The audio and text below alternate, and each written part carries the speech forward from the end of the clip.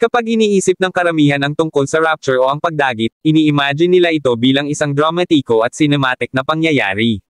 Marahil ang pagbukas ng langit, ang tunog ng mga trompeta na pumupuno sa himpapawid, at ang biglaang pagkawala ng milyon-milyong tao sa isang malinaw na nakikitang tagpo. Totoo, binabanggit sa kasulatan ng tungkol sa trompeta, ngunit ang katotohanan ay mas biglaan, mas mahiwaga, at higit na makalangit kaysa sa inaakala ng marami. Isa sa pinakamalaking maling akala tungkol sa rapture ay ang ideya na magkakaroon tayo ng panahon upang unawain ang nangyayari. Ngunit ayon sa Biblia, ito ay magaganap ng biglaan, sa isang kisap mata. Magsimula tayo sa pagbasa ng unang Korinto Kapitulo 15 versikulo 52 hanggang 56. Sa isang saglit, sa isang kisap mata, sa huling pagtunog ng trompeta. Sapagkat tutunog ang trompeta, at ang mga patay ay muling bubuhaing hindi na masisira, at tayo'y babaguhin. Sapagkat kailangang ang nabubulok na katawan ay magbihis ng hindi nabubulok, at ang may kamatayan ay magbihis ng walang kamatayan. Kapag ang nabubulok ay nabihisan na ng hindi nabubulok, at ang may kamatayan ay nabihisan na ng walang kamatayan, mangyayari na ang nasusulat, nilaman ng tagumpay ang kamatayan. O kamatayan, nasaan ang iyong tagumpay? O kamatayan, nasaan ang iyong sting? Ipinapakita ng talatang ito ang isang bagay na kahanga-hanga, ang pagbabagong mangyayari sa mga mananampalataya ay magaganap sa isang iglap. Ang salitang Griego para sa sandali ay atomos, kung saan nagmula ang salitang atom, nangangahulugang isang bagay na napakaliit, hindi na mahahati pa.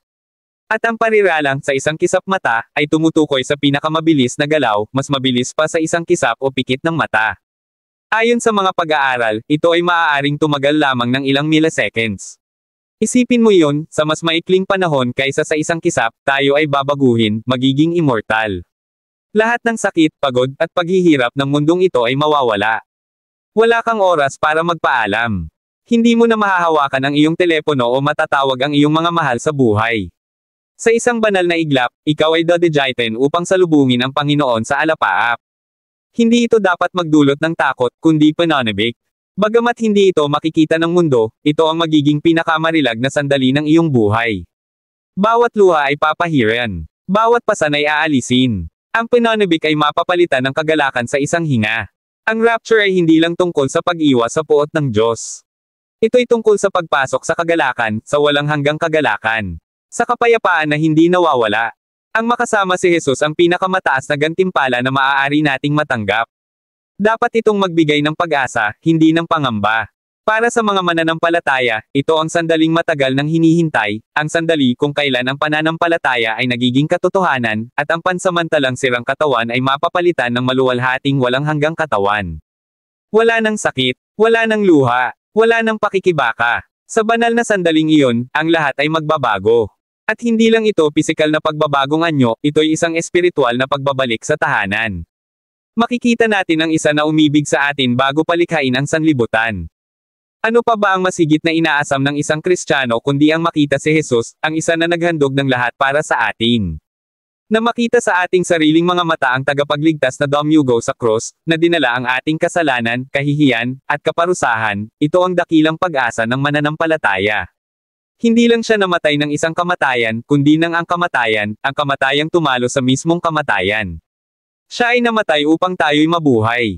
Isipin mong nakatayo sa harap ng isa na nakakaalam ng bawat kasalanang ginawa mo, ngunit minahal ka pa rin. Ang isa na lumuha para sa iyo, nanalangin para sa iyo, at hindi kailanman sumuko sa iyo. At sa wakas, makita ang mga pilat sa kanyang mga kamay, hindi bilang tanda ng pagkatalo, kundi bilang marka ng pag-ibig. Ano pa ba ang maihahambing dito? Hindi lamang siya ating manunubos. Siya ay ating kaibigan. Ating pastol. Ating unang pag-ibig. Ang langit ay hindi lang tungkol sa mga kalye ng ginto o mga pintuang perlas. Ito'y tungkol sa pagiging kasama ni Jesus. Ang mismong siya na lumakad patungo sa Kalbaryo para sa atin ang siyang sasambahin natin ng harapan. Makita si Jesus ay makita ang perpektong pag-ibig. At ang sandaling iyon ay magpapahalaga sa bawat luha na ating iniluha. Ano pa ba ang higit na maaasam ng ating puso? Dapat nating maunawaan na ang rapture ay hindi darating kasabay ng malinaw at lantad na mga senyales na makikilala ng lahat. Maliwanag ang sinabi ni Jesus, ito ay darating ng hindi inaasahan. Maraming tao ang magugulat at mahuhuli sa hindi inaasahang pangyayari. Dito tayo dinadala sa isa pang mahalagang talata, Lucas Kapitulo 17 versikulo 26 hanggang 30. Kung paano noong panahon ni Noe, gayon din ang mangyayari sa pagdating ng anak ng tao. Noon, ang mga tao'y nagsisikain, nagsisiinam, nag-aasawa at ipinapakasal hanggang sa araw na pumasok si Noe sa daong. Pagkatapos ay dumating ang baha at nilipol silang lahat. Ganoon din sa panahon ni Lot. Ang mga tao'y nagsisikain, nagsisiinam, bumibili at nagbebenta, nagtatanim at nagtatayo ng bahay. Ngunit ng araw na umalis si Lot sa Sodoma, umulan ng apoy at asupre mula sa langit at nilipol silang lahat. Ganoon din ang mangyayari sa araw na mahayag ang anak ng tao. Madalas itong talakayin sa mga teolohikal na diskusyon, tinutukoy ba rito ni Jesus ang rapture o ang kanyang ikalawang pagbabalik? Bagamat may mga argumento para sa parehong pananaw, naniniwala akong ito'y tumutukoy sa rapture. Pansinin ang diin sa pagiging normal ng buhay, pagsisikain, pag-inom, pagpapakasal, pamimili, pagpaplano. Hindi ito larawan ng isang mundong nasa gitna ng malaking kapigatian, na kung saan ay nawala na ang kapayapaan, kumalat na ang mga salot, at ang Antikristo ay sumisira ng lubusan. Hindi. Ito ay larawan ng mundong patuloy na umiikot gaya ng dati, gaya ng nangyari bago bumaba ang hatol sa panahon ni Noe at Lot. Ang mundo ay nasa isang mapanlinlang na kalagayan ng kapayapaan at kaligtasan, at bigla, sa isang iglap, ang lahat ay magbabago. Sa parehong halimbawa, dumating ang paghuhukom matapos alisin ang mga matuwid. Si Noe at ang kanyang pamilya ay isinara sa daong bago pa nagsimulang umulan. Si Lot ay inilabas ng mga anghel mula sa Sodoma bago bumagsak ang apoy. Ang mga kwentong ito ay mga larawan o anino ng rapture. Ang mga matuwid ay hindi itinalaga para sa puot ng Diyos, unang Tesalonica Kapitulo 5 versikulo 9, kaya't sila ay inalis muna bago bumaba ang hatol. Ito ay sumasang-ayon sa puso ng Diyos, ang iligtas muna bago parusahan, ang magligtas muna bago ang pagkawasak. Nang sinabi ni Jesus, gayon din ang mangyayari sa araw na mahayag ang anak ng tao. Naniniwala akong tinutukoy niya ang rapture, isang biglaan at hindi inaasahang pagdagit sa mga mananampalataya mula sa sanlibutan.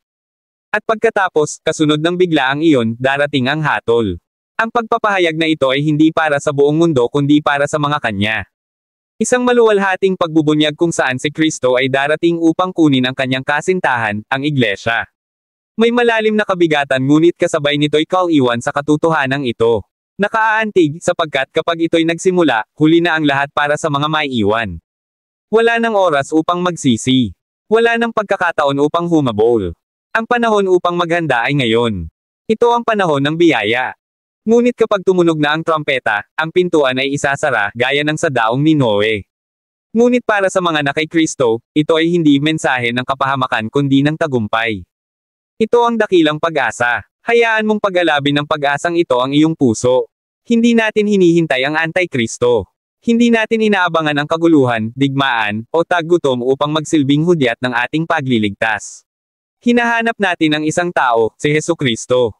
At kapag siya ay dumating, siya ay darating na gaya ng magnanakaw sa gabi, unang Tesalonica Kapitulo 5 versikulo 2. Hindi upang magnakaw, kundi upang magligtas. Hindi upang magdala ng puot, kundi upang magbigay ng gantimpala. Upang kunin ang kanyang kasintahan, malinis at handa. Hindi ito makikita ng mundo. Sa oras ng kanyang pagdating, ang mga tao ay mag-scroll sa kanilang mga telepono, papasok sa trabaho, pupunta sa kasalan, mamimili, kakain, tatawa. At sa isang iglap, milyon ang mawawala. Ang mga namatay kay Kristo ay unang bubuhayin. Pagkatapos, tayong mga buhay at natitira ay dadajitin upang salubungin sila sa alapaap, at makasama ang Panginoon magpakailanman. Wala nang babala. Wala nang oras para ayusin ang iyong buhay. Ikaw ay handa, o hindi. Ang katotohanan ito ay dapat magsilbing matibay na saligan ng ating pananampalataya at gabay sa ating mga prioridad.